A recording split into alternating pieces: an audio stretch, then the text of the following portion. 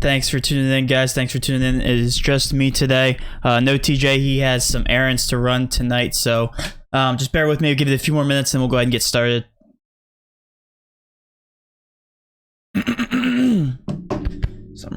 Something in my throat.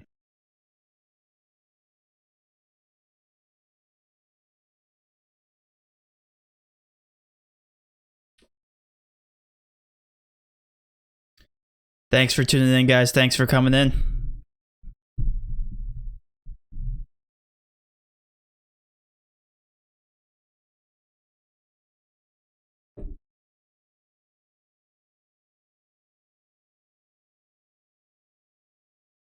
We'll give it a few more minutes, wait for some more people to join here.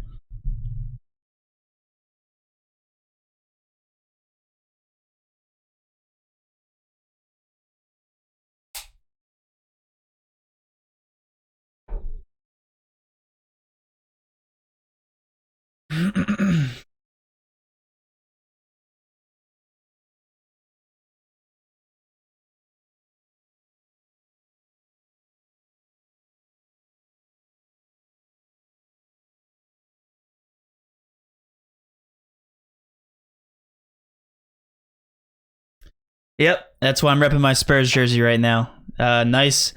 Finally, a game where the Spurs looked like the Spurs, or the potential that they should have. They finally beat the Bucks last night. So, finally a quality win from the Spurs. I have optimism. I have hope for the rest of the season.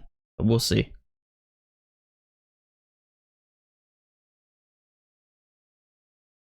We will see. All right. All right, we'll go ahead and get started, guys. Thanks for tuning in. As you can see, TJ is not with us tonight. Usually we have two people manning the station for the live stream, but not tonight. He has some errands to run, so I do apologize. You'll just get me tonight. Hopefully that's sufficient. So I didn't put out a video, as you guys know. I didn't have enough time this morning to pop out a video at 5 a.m., which is the normal time I usually do that, but it's okay, which means you guys will get the full picture of the slate. I'm going to go ahead and start right now. I'm going to go ahead and break down everything that I know about the slate. We did just receive news that McCollum is out. So, or we've received the news that McCollum is still playing, actually. So that makes things a little bit easier. So let's go ahead and dive right in. I want to talk about the injury news on the late game first, because I feel like that's the most impactful. So with the Kings, we know that Bogdanovich, Holmes is doubtful, and then Bagley is also inactive, as we know. So let's go ahead and start there. Also, guys, for everybody who is new, feel free to ask any questions you have in the chat. We'll be sure to answer any questions throughout the entire stream. So let's start here with Sacramento. So Sacramento, these are custom projections. As you guys can see, Ariza did step it up for me last night. We're going to see a similar picture tonight. Trevor Ariza, 32 minutes, is a decent fantasy point per minute player with these guys off the court. 32 minutes, 3.5. Pretty much an auto lock for me. I think he's a solid option any way that you look at it. Harry Giles is another solid play. 3.1, 22 minutes. However, that is a little bit on the the conservative side. I think he's going to play a little bit more than 22 minutes. They don't have a big man outside of Holmes. So I think Giles is a great option. I think he's going to be a little bit more on the chalky side, 28% on the small slate. So Trevor Ariza, Giles are great options from Sacramento. And then Buddy Hield is another great option. However, I wouldn't look too far outside of that. I think those are going to be your best pay up options. Keep in mind, this is a pace up spot for Sacramento and Phoenix. They are both playing in pace up spots. And as you can see with the soft defense, these guys are solid plays.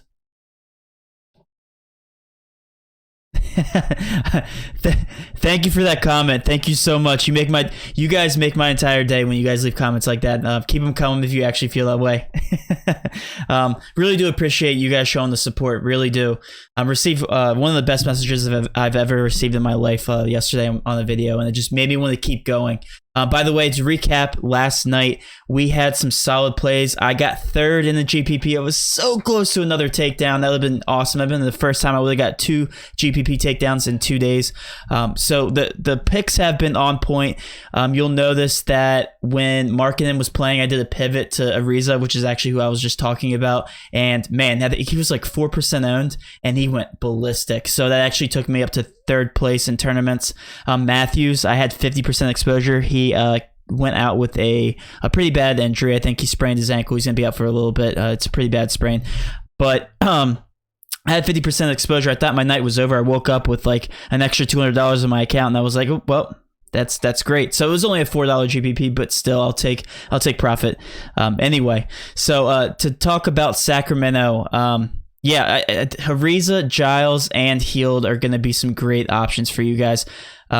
Bielicia is another decent option, and Harrison Barnes.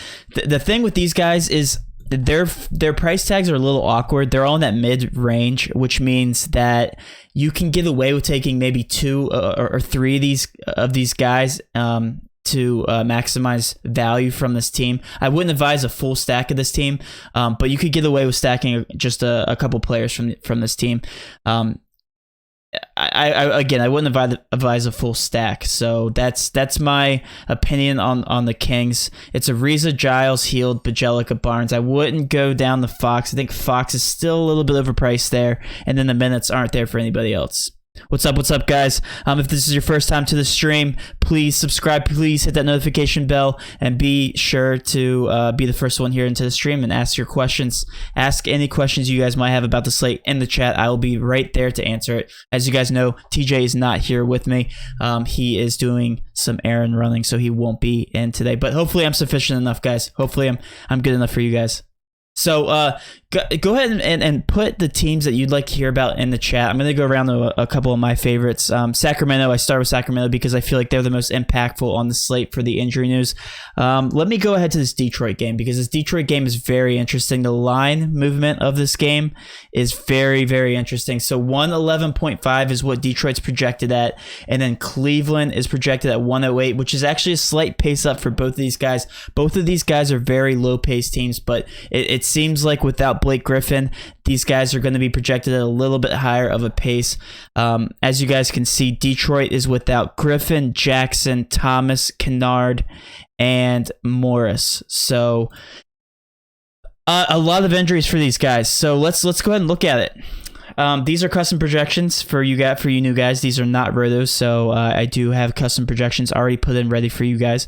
Bruce Brown being the best option for me. I think Bruce Brown is always somebody that's going to carry low ownership. Always going to carry low ownership, regardless of like the situation. 28 minutes at 4.8. I actually like him a decent amount for GPP.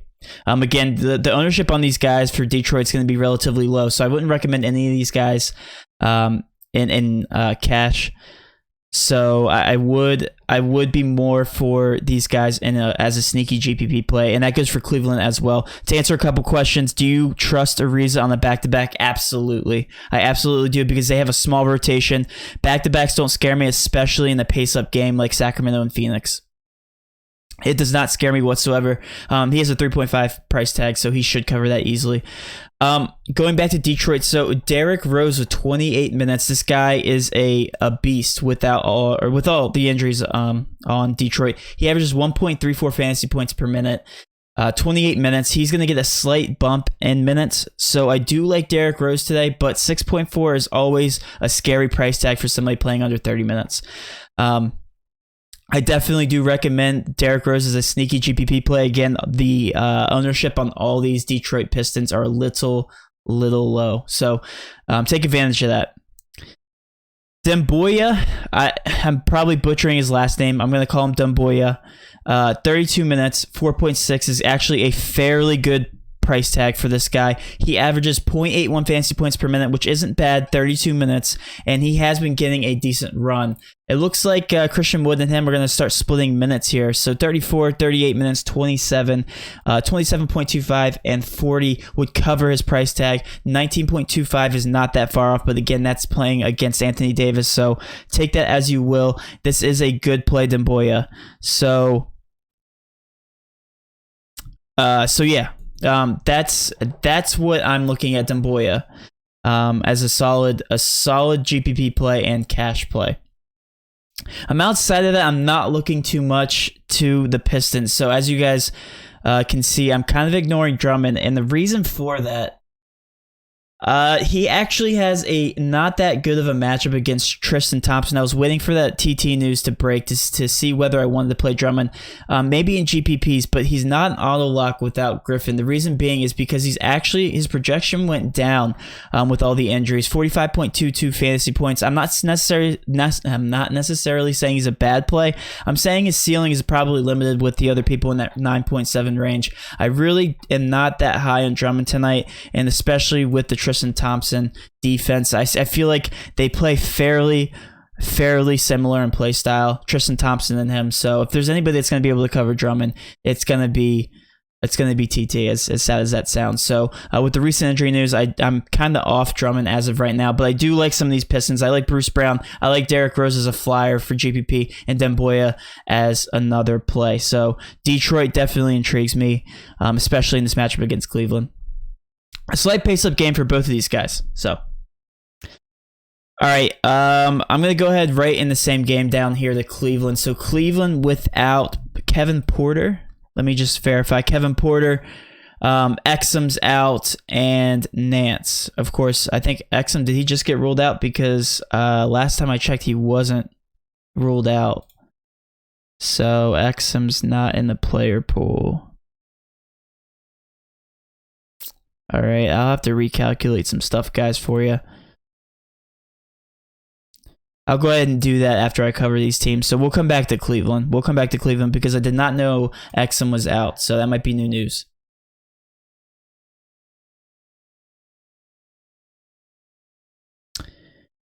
Why doesn't somebody cover the tier slate?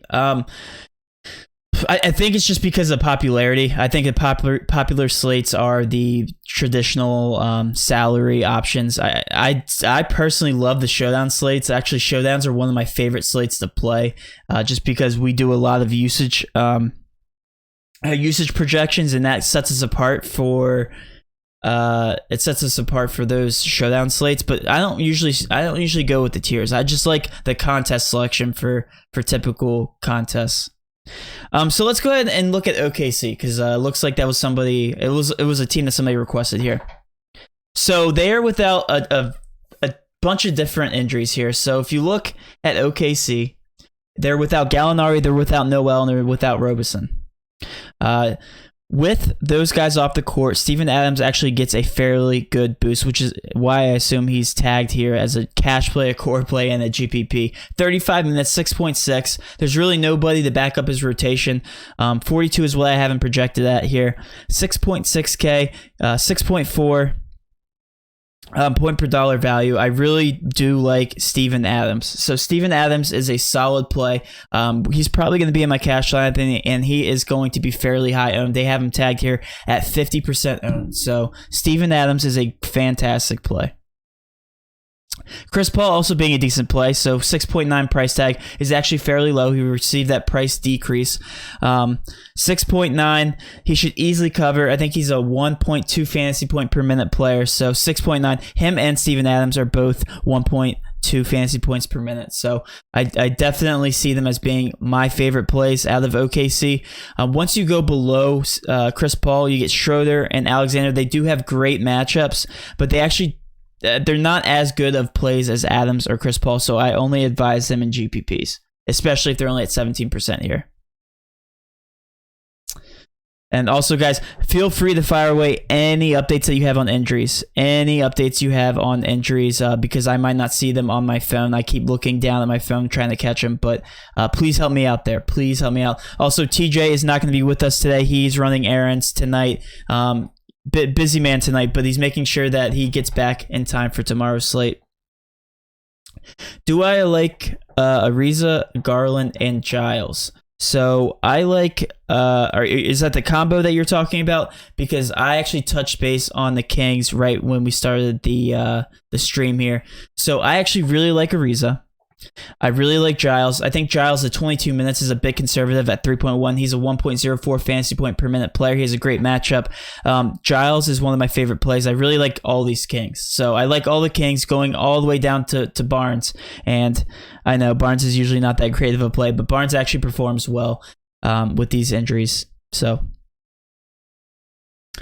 do I like Chris Paul or Wiggins at the same price? Well, let's touch base on that because Minnesota is without Layman and Towns is questionable. I can tell you what, if he does play, which I think is unlikely, Towns is going to take away all production from Wiggins. I don't prefer Wiggins whatsoever, but if I had to talk about them straight up, Wiggins or CP3. CP3's in a better spot tonight.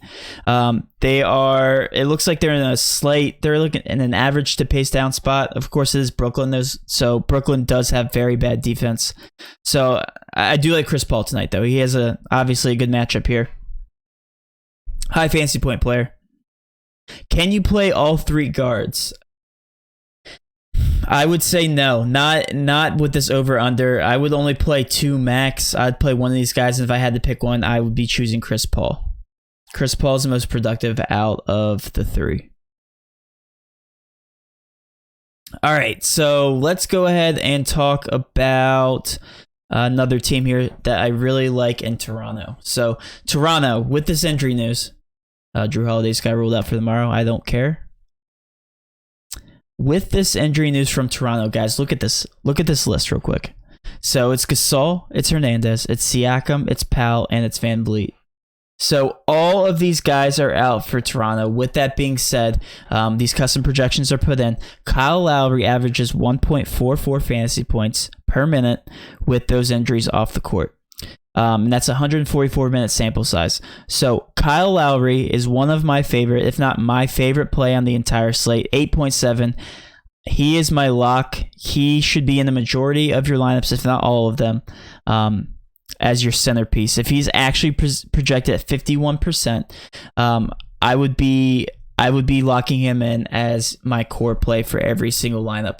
Also, you guys have to look that VanVleet is out, and it's funny to see what Lowry does without VanVleet. 1.44 fantasy points per minute. He's one of my favorite pay-up options on the entire slate. Kyle Lowry. I know I don't normally say that much, but Kyle Lowry does perform really well without VanVleet on the floor. Rondae Hollis-Jefferson, 26 minutes, 4.8. He has a 5.9 on our sheet. I really do like Rondae Hollis-Jefferson. That could result in a small Toronto stack for me. Lowry and Jefferson you could pair with together. Anunoby is kind of priced accordingly. McCall is priced accordingly. He's actually a 0.32 fantasy point per minute player, believe it or not. So McCall, I'm gonna stay away from the rest of them. But Lowry, Rondae Hollis-Jefferson and Anunoby could be a GPP flyer. So those are my two players from Toronto. I really do like Lowry, and I really do like Rondae Hollis-Jefferson tonight.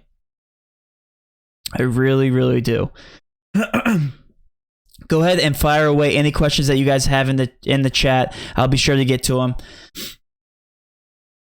Ariza and Giles on DK and cash. Absolutely. I think that's a viable option. 100%. As long as you find the pay up options that you want to pay up for. We are pending injury news from the Lakers. So as you guys know, LeBron James is hopeful, quote unquote, hopeful to play. So if he is playing, he's a decent option at 11.2. Of course, Anthony Davis is probably the better of the two at 10.7. That's the way the Lakers work, is if one player is cheaper than the other with those two superstars, the ownership's going to go to the cheaper guy. That's usually how it goes for the Lakers. It does show LeBron James performing very well against small forwards on the Knicks, so that is notable as well. What's up, guys? Thanks for showing your support. Thank you so much. Fire away any questions that you guys have about the slate. So let's go ahead and do this. I'm going to start building my lineups. I'm going to show you my exposures, my favorite plays, which I had already showed you guys. But let's go ahead and this will give you an idea of where my builds are going to go. You guys know I do this every single time. So let's sit back and watch this. The pending injury news right now is coming from the Lakers, which does kind of stink because they are the late game. So as of right now, I'm gonna try to give you guys a general direction here.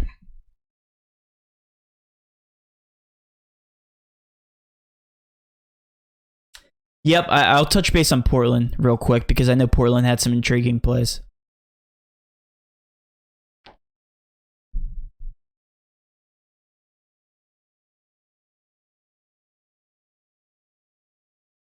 For everybody that is new, please hit that subscribe button. Please hit that notification bell. We want to make sure that you guys are first to the stream and get the full experience all the way through. We want to make sure that you guys are getting all those injury updates, which we perform in the stream all the way up through lock. All right, so this should paint a pretty good picture. Somebody I haven't talked about. Let's go ahead and talk about him real quick because I haven't touched base on the Knicks.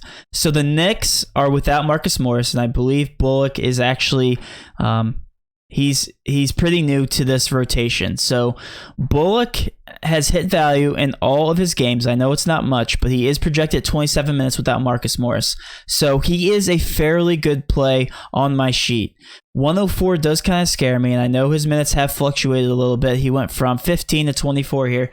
But without Morris, I think those minutes are a little bit more solidified. And without Coach Fitz being there, I think that these minutes are going to be a little bit more consistent from the Knicks. So Bullock is a fantastic play, I think, at 3.1. And the Knicks, you guys know, stink. So he could fairly easily fit right into that offense and get some easy shots up tonight. I know it's a bad matchup, but 27 minutes, you can't really look away from the 27 minutes there. So I forgot to touch base on him. Detroit value plays or King value plays? Let's see. That's a great question. Detroit's going to carry low ownership. I would probably go towards the Kings just because they're probably more they're going to be more consistent. I think the Kings are going to be more consistent. They have better players on that starting roster. So I do think the Kings are going to be your more consistent option. However, Detroit's going to be fairly low owned, and they are in a pace up spot. So, but I do like both teams. If you're stacking one of the two teams, though, I think the Kings are the safer option. So as you guys can see, Lowry, Adams, Bullock, Ariza, Buddy Hield, Chris Paul, and those guys were all mentioned. If you guys missed that earlier on in the stream. These are not going to be my actual exposures. I will say this. What I usually do with the exposures, let's just hypothetically say that Lowry, and this is for all you MME players, let's hypothetically say Lowry is projected at 51.17% ownership, and I really like him. You always want leverage on the field. So I'll put Lowry probably at 60% exposure. Okay, that's how that works. Steven Adams, I'll probably put at 60 as well. Bullock all the way at 9.6. If he's really that low, I'd probably put Bullock at around 20% to get 10% leverage. Ariza, again, I'd probably put him 30 to 40%. But that's the way I structure my exposures, in case you guys were wondering. That goes for GPPs as well. I mean, that goes for like single entry. So if you're playing a bunch of different, not single entry, if you're playing like a low amount of GPPs, that goes for like 3 of your lineups. Make sure you always have leverage against the field, because if you don't have at least 51% exposure to Lowry, it's going to hurt you. All right? So that's how that works. That's how I set my exposures. Last night, it almost came back to haunt me. I had 50% exposure to Matthews, so Who's your favorite value play? So I have quite a few favorite value plays tonight. I have Bullock, Ariza, and Giles as my favorite value plays. If you want to consider Hollis-Jefferson a value play, I like him as well. Priority more in cash, Drummond or Valanciunas. So Valanciunas is actually in a pace-up spot. I haven't mentioned him. 7.2 26 minutes scares me very, very much. If I had to pick a safer option, I'm probably going with Drummond. If you have to decide between the two. We can actually talk about pay-up options here. Yeah, if you pair Lowry with Rondae Hollis-Jefferson, that's definitely a decent option. They are both underpriced, especially with all those injuries. They're in a slight pace-up spot against Portland. So, like I said, my favorite pay-up options are going to be the Lakers here. I'm not too high on Drummond. I'm not that high. I'm probably going to have a limited amount of exposure just because that 9.7 does scare me. He's actually in a bad matchup against Tristan Thompson. Tristan Thompson is a heavy rebounder, and that's where Drummond gets the majority of his DK points. Not too many pay-up options I actually like tonight, so these guys will probably be fillers for me. I really do like Lowry, though. I like Lowry, and Whiteside's not a bad option as well. I really like Lowry. I probably have a lot of exposure to Lowry and Whiteside tonight. A little bit to Drummond, and also a little bit to James and Davis. Keep those questions coming, guys. Keep those questions coming.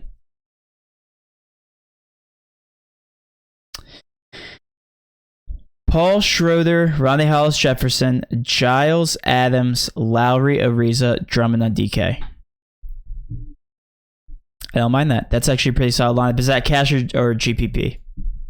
Thoughts on Demboye versus the garbage Cavs. So, yeah, I touched base on him. Demboye is actually a fantastic play. So, if we look at his output here, I brought this up at the beginning of the stream. 19.25, 40, and 27.25 is all right at value. 40 smashing his value. So, he's performed fairly well. He's getting 32 minutes. Yeah, 32 minutes tonight. Should be a fairly good play. Fairly good play at the power forward spot. Thoughts on Napier. So like I said, this is all pending that injury news from Towns. It probably is going to be ruled out, but we know that Napier at 6.1 30 minutes is getting a little too pricey for me. I wouldn't advise him in anything else but a GPP. It's just starting to get a little too pricey for me. But if Towns is ruled out, I haven't touched base on Wiggins. Wiggins is actually not a bad play. 6.9 is probably one of the lower that we'll see him. Lower price tags that we'll see all season. They are projected at 112, which is a slight pace up for that team as of right now with all the injuries. Okay, single entry GPP, I don't mind that.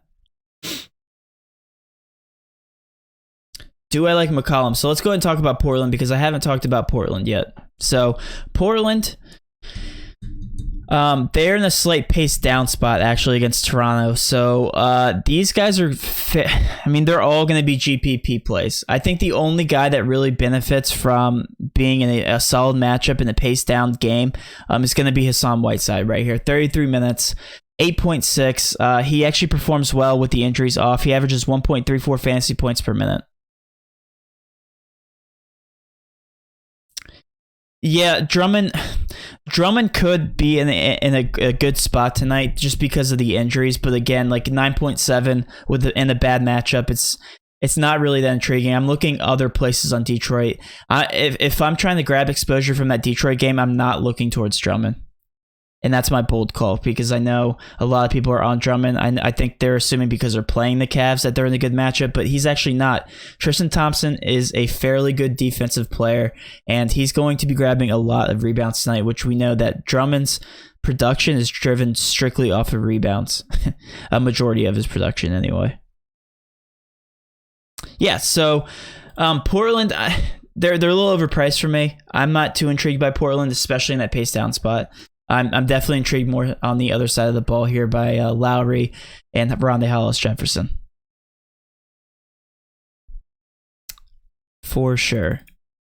We can talk about Phoenix. So, as you guys know, Devin Booker has been on a tear as of late. I was watching his game the other night.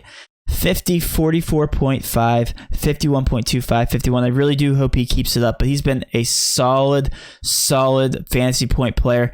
I'm assuming maybe because of Ayton being back. I don't know what his deal is, but you guys also have to take into consideration 8.8 is receiving a solid price bump here. 8.8 would bring him to have to get to 44 DK points, which is obviously fairly reasonable. But there's better options on the slate, like Devin Booker 8.8 and then Lowry sitting at 8.7. I'm definitely taking Lowry in that position if I had to choose. But no disrespect to Booker, man. He's been balling. So anybody else on this team just seems overpriced, man. I mean, Baines has taken the price bump. Rubio 7.1.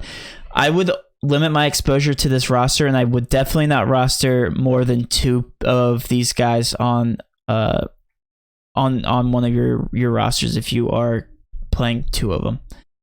Definitely no more than 2, just because these price tags are a little bit pricey. They'd have to get upwards of 120 for any of these guys to really hit value, and then some. It just doesn't make too much sense price wise. You guys have to look at the price tags of these people before you like them, right?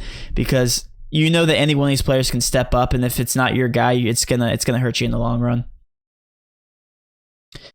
So that being said, any one of these guys could do well, but it's just, they're fairly overpriced, and it's really a shot in the dark on who's going to do well. Yeah, definitely. Kelly Oubre has also been playing fairly well.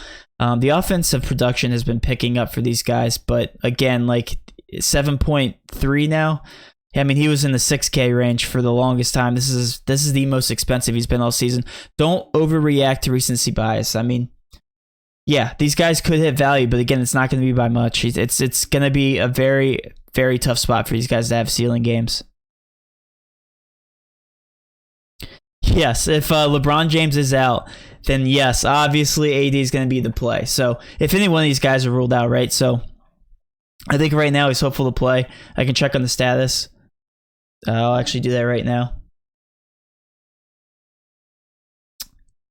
Let's see. Yeah, the last one was still Drew Holiday. And the bad part is that LeBron James news is probably not going to come out till after lock. So a solid strategy would be rostering him and AD. So let's say in the instance that one of them is ruled out, you can pivot to the other one. And then you can also pay down on somebody like Kuzma, have a full game stack of the Lakers. That way you could really leverage yourself against the field. So like one of your GPP options can definitely have a lot of Lakers and Knicks in it so that you can make those pivots. I tend to do that a lot.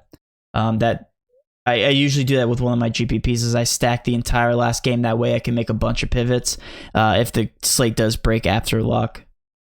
Of course, I'm only speaking to DraftKings players at this point.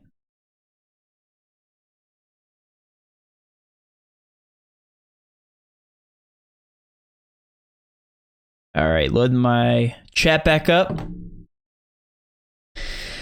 What's my favorite pay up option at center? Let's go ahead and look at that.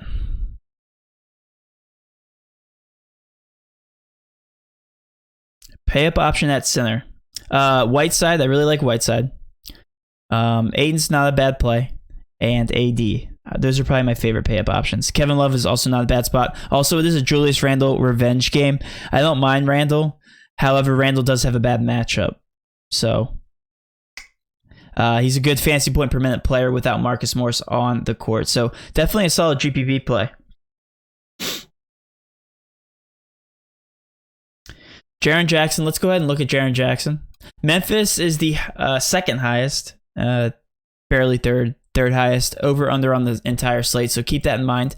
Anybody from Memphis is actually a solid play for GPPs. Again, they are all priced accordingly. And the thing with Memphis is that you never know who's going to step up on that team. I mean, they have a bunch of players that can step up. So that's the only thing with Memphis. Jaren Jackson, 7K is a little overpriced for me.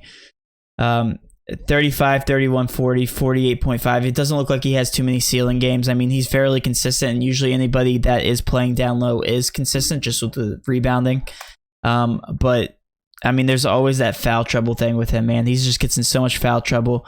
And if Wiggins, or not Wiggins, if Towns is playing tonight, then Jackson should be in another foul trouble spot. But Jaren Jackson's a little overpriced for me, just a little bit. I want to see him closer to 6K. I remember when he was like 5.1, and I was hammering him every single night, but not now. All these guys are going to be low owned.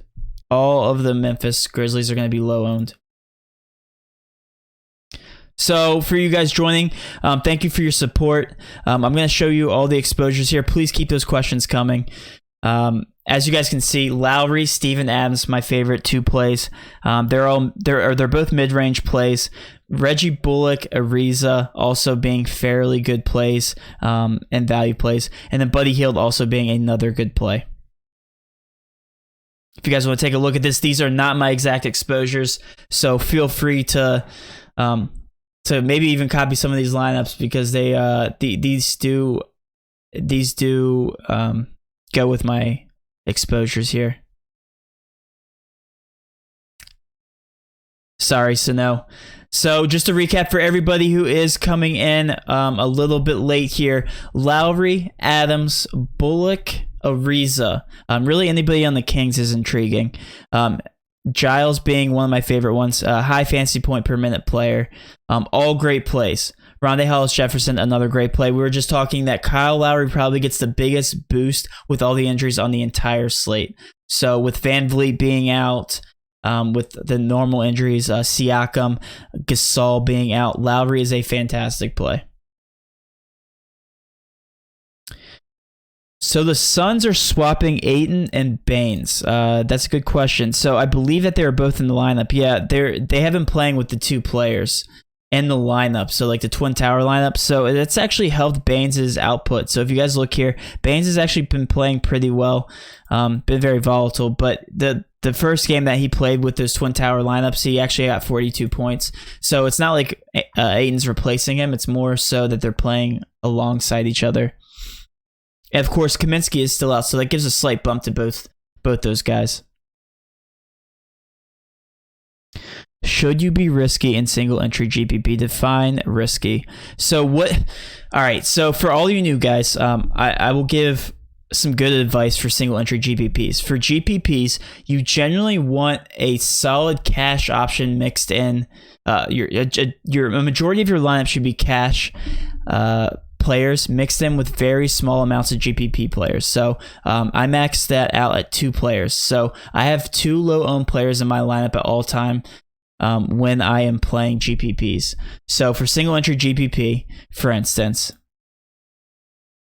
you're going to be playing people like Lowry, Adams, Giles, Chris Paul, Bjelica. These guys are all very high-owned players. And then you're going to mix them with some people like the guys that we talked about. So some low-owned guys here. Right here, Reggie Bullock. Reggie Bullock's going to be very low-owned, so at 10%. And then you're also going to mix another player like Bruce Brown. Bruce Brown is another good GPP flyer. So again, that's the strategy that I usually implement, and that goes through all of my lineups. I am a GPP player, so I generally play about 20 plus lineups every single night. That's generally what I do for every single one of my lineups. What do I think about Brandon Knight with Exum out? Now, Brandon Knight didn't get added to the player pool, so that's a good question, because I know Brandon Knight actually performs well given the injuries. So I'll have to wait to see if anybody else gets added. So Brandon Knight right there, 22 minutes. Good to bring that up, because Brandon Knight actually is a fairly good productive player when he's given minutes. So 23 minutes here, 16 points. The only thing that scares me with Brandon Knight is that his minutes are a little too low. 22. I usually don't like playing anybody unless they're crazy productive. Anybody over 25 minutes. But if you want to throw him into a GPP, he'll be virtually unowned. I definitely don't mind it. Again, pace up spot for Cleveland and Detroit.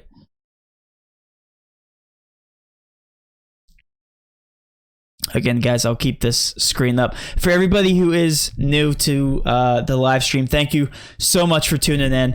What I do every single night is I go over live all the injury updates. I give you my favorite plays.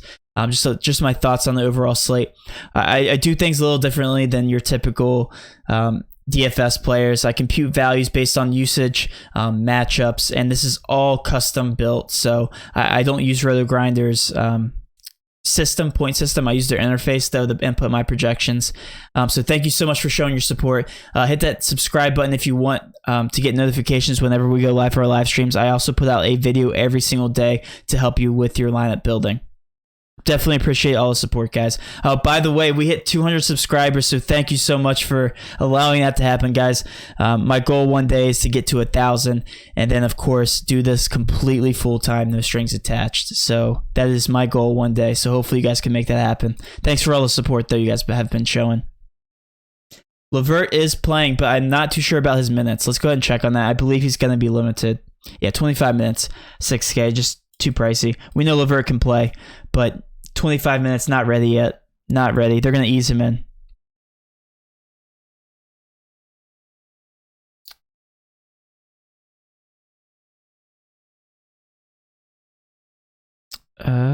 What team would I stack? So I did talk about that. I wouldn't advise a full team stack tonight just because there's a lot of there's not a one team that is completely underpriced, but if I was going to stack a particular team, 3 to 4 players maybe tops, that would come from the Kings. The Kings are underpriced. Starting with Ariza and Giles, they are bottom of the barrel price tags, and then going up to somebody like Behalicia, and then coming back with somebody like Buddy Hield. Harrison Barnes isn't a bad play. Really, none of those guys are bad plays. I think De'Aaron Fox is starting to get a little pricey, but those would be the players that I am targeting tonight from Sacramento. Sacramento, and then another sneaky snack here. Sneaky snack. Oh, I can't believe I just said that. Sneaky stack on the slate is Detroit. Detroit is a sneaky stack. So they are a couple good plays from that game. Bruce Brown, Demboya is another good play. Derrick Rose and Andre Drummond. Drummond being the only overpriced guy on Detroit. I really do like Derrick Rose.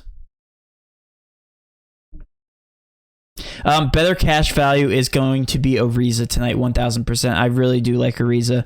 And I got the question earlier, does he scare me? Absolutely not. I think these guys really do have to step it up tonight. They are on a tight rotation, so they really do have to play. They just have to play. So, sucks if they're tired. Yep. All right, guys, I'm going to wrap this up. I'm going to give it about 5 more minutes because then I have to go create my own lineups.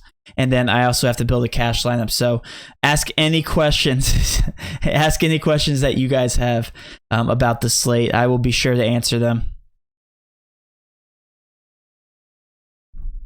But yeah, if you're, I'm going to give my general direction on the slate here. So if we look here, go back to my lineups. Actually, I'm going to build 150 just to make sure nothing updated. But yeah, I do really like Kyle Lowry and Steven Adams as my 2 favorite plays on the slate. If I made a video today, my thumbnail would be of Kyle Lowry. So I'm fairly confident in Kyle Lowry tonight. Wiggins or Rose and Cash? I would try to avoid both of them, but if I had to pick one, probably Wiggins. Adams is a great play tonight. Great matchup. He gets a usage boost from the injuries, and it's a slight pace-up game for them. I believe. I have to double check that. I think it's pace up. No, it's an average game for them. So I think they average around 107. But their defense is very soft. It's a fantastic matchup for Adams. So if you look here, Adams, they rank 25th in the league against post-up bigs. Yes, LeBron James is a viable option tonight. Again, there's not too many pay-up options. Again, your builds are going to be centered around these mid-tier options. But LeBron James and Anthony Davis are probably your best pay-up options. I know it's not very exciting, but those are your two best pay-up options. I probably would avoid Drummond. Lillard is pretty overpriced. Lowry's going to be on him, and we know he's good defensively. And then I'd go all the way down the Lowry Whiteside as my next options. But yeah, LeBron or AD. fairly good plays. AD is probably the better play just because he is cheaper. Yeah, and then there's LeBron dealing with the sickness, so there's always that, if you want to throw that in there. LeBron James does have a fantastic matchup, though. So, again, I'm fine with either play. Hield or Alexander and cash? Hield tonight. I'm going Hield. Hield is, we know he's a streaky shooter, but he's going to have a lot of opportunities to score tonight with all the injuries. Rose or CP3? I'm going to go CP3 tonight. I think CP3 is a valid option for cash and GPP. I think he's not a bad play at all. So he actually has a decent matchup, 6.9, 33 minutes. My custom projection has him at a 5.7 point per dollar value.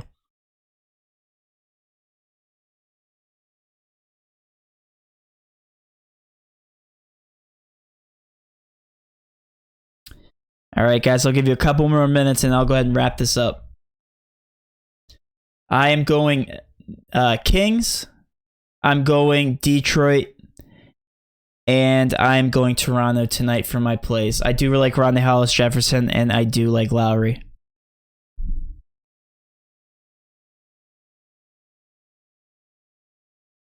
Thanks for tuning in, guys. Again, this is always fun to talk to Slate with you.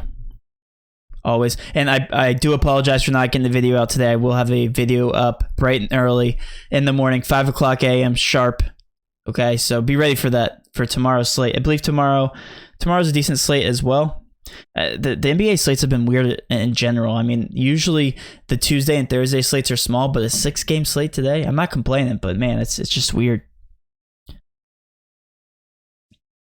Ja Morant and Napier. So I got that question earlier. I know Napier's been killing it, but there's also injuries back now with Wiggins. 6.1 is just a little too pricey for me. A little too pricey. Ja Morant, he is actually not a bad play, but again, just GPP 6.8. Again, just right on the cusp of being a little too overpriced for me. But if you want to throw him in as your last GPP play, I don't mind that. I wouldn't center your lineups around him though. Rondae Hollis-Jefferson or Demboya? Great question. That is a great question. Rondae Hollis-Jefferson or Demboya? That's the first really big head scratcher I've gotten for questions. So let's look at that. So let me refresh it. Let me make sure that the percentage ownership is updated, and I'll give you a better idea of that. If you can play both, that would be optimal. All right, so they have Rondae Hollis-Jefferson at 25%. And then I'm assuming Demboya is going to be lower owned. Yeah, 12%. Literally half of that. Honestly, Demboya might be the more consistent play just because of the minutes. I'm going to say Demboya in GPPs, and I really do like Demboya tonight. And I'm going to say Rondae Hollis-Jefferson in cash. Try to get both those guys in your lineup, though. Yeah, thank you so much for the support, guys. I appreciate you guys. Thank you. And I appreciate all your opinions, too, because sometimes I have to take a step back and make sure I'm saying the right things. Definitely appreciate the opinions, the support, everything that you guys have been providing to the stream here. Thoughts on Barnes? I don't mind Barnes, but Barnes is probably one of the worser options on Sacramento.